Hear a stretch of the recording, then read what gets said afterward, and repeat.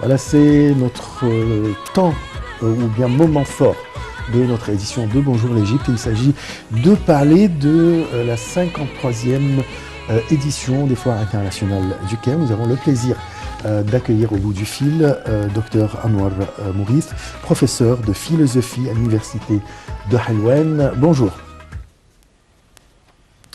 Bonjour Dr Anwar. Docteur Mourith, êtes-vous en ligne? Eh bien, nous sommes, apparemment, il y a là un incident technique. Nous sommes dans l'attente de notre invité, Dr Anwar Mourith, qui est responsable des relations internationales au sein du ministère de la Culture, pour nous parler des spécificités de la 53e édition du Salon international du livre, qui est censé se tenir au Caire vers la fin du mois, du 26 janvier au 7 février. En parlant de cette foire-là, il faut dire qu'il y a beaucoup de, comme je viens de dire, il y a des dizaines de pays qui y participent avec des milliers d'écrivains, de maisons d'édition, des livres de toutes les langues et toutes les branches. Voilà. Il y a, par exemple, en me baladant durant les années dernières, le téléphone est prêt? Oui, voilà. Allez, bon. Docteur Anwar Mourith, bonjour. Bonjour. Oui, je rappelle que vous êtes professeur de philosophie à l'université de Helwan, un des grands intellectuels en Égypte. Alors, pour vous, quelle est l'importance de cette foire? Ah oui, il est vraiment un événement très très important. Il y a une importance structurelle, si je peux dire.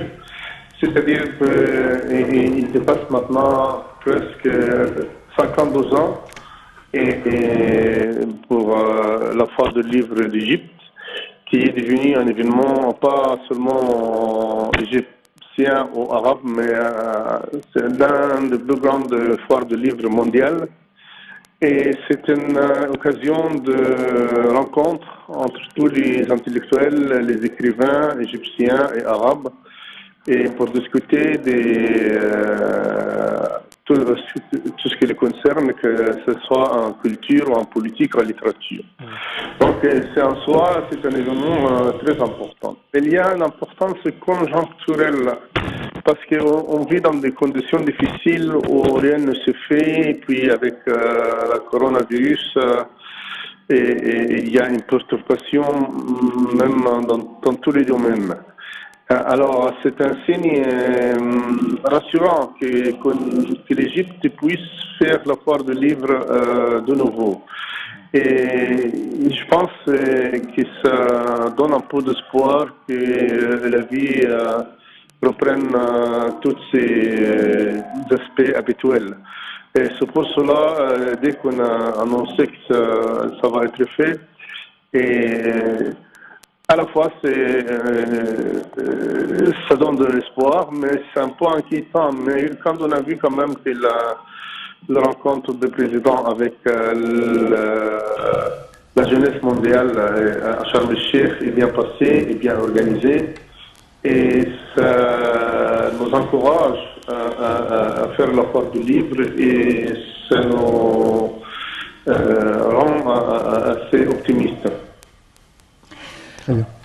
Docteur Anwar Mourith, apparemment cette année, il y a des spécificités tout à fait particulières.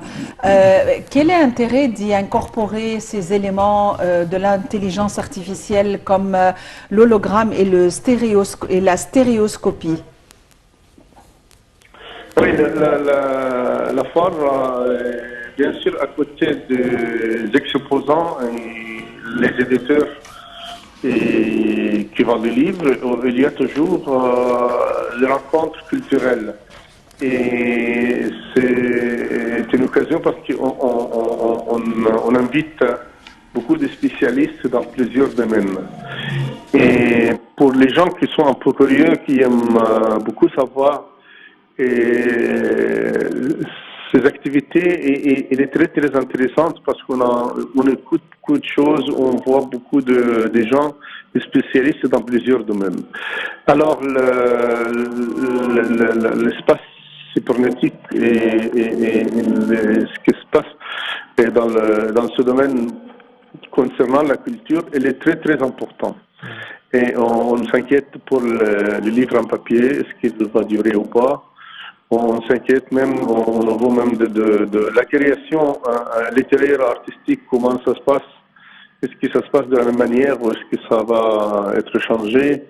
Et puis, on s'inquiète aussi pour le droit d'auteur. Quand j'ai traduit un livre ou j'écris un livre et puis je le trouve piraté sur le net, et alors est-ce que vraiment on peut résister à ça ou bien on tolère ça? Beaucoup de questions qui se posent concernant ce problème. Donc c'est très très important et ça a une importance même globale à l'échelle de la planète. Qu'on doit vraiment essayer de mettre le point dans toutes ces questions-là. Et j'ai la force de livre, j'ai la possibilité vraiment d'inviter les gens qui sont le plus compétents dans ce domaine. Très bien. Une question concernant la pandémie, la santé des gens, surtout les jeunes. On s'attend à ce qu'il y aura des dizaines de milliers de visiteurs, peut-être par jour. Alors, comment ça a été réglé cette question pour éviter la propagation du virus? Ah oui, je pense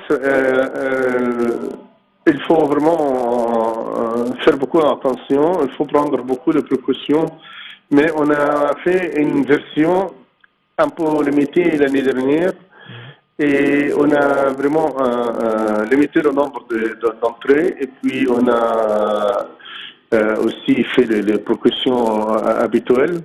Et puis je pense avec aussi la propagation de prendre les vaccins, et on a beaucoup avancé par rapport à l'année dernière. Et donc je pense qu'on est un peu relativement dans des conditions meilleures. Mais comme on ne peut rien être sûr du tout, il faut vraiment prendre de précautions. Et ça, c'est pas une question seulement à l'administration de la foire, je pense qu'ils vont faire ça, mais c'est une question aussi des consciences personnelles et des comportements personnels. C'est bien d'aller voir, mais il faut toujours prendre ces précautions. Docteur Anouar Mourith, cette année, il y aura quand même des participations de part et d'autre et l'Azhar va contribuer comme d'habitude.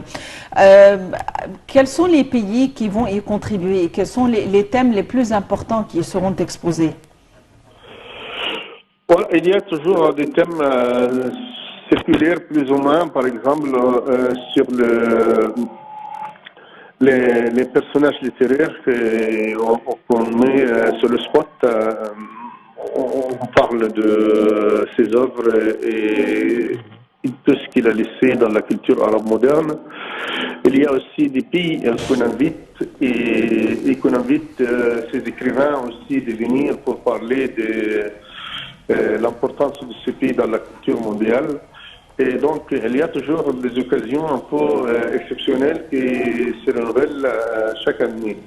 Et donc, ça sera très, très important et ça nous donne quand même une ouverture sur les cultures de ces personnages et de ces pays.